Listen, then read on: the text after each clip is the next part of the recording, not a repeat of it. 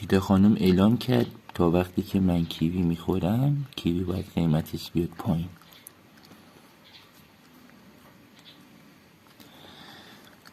بخو. دوستانی که میگن پوست با پوست بخوریم یا نه، طبق تحقیقات علمی کیوی رو باید با پوست بخوریم، ولی تا میتونیم قبلش لیس بزنیم بخوریم کیوی رو.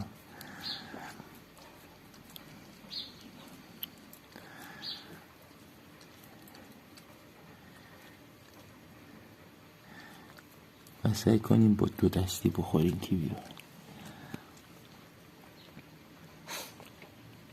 چطور بود جناب؟ خوشمزه بود؟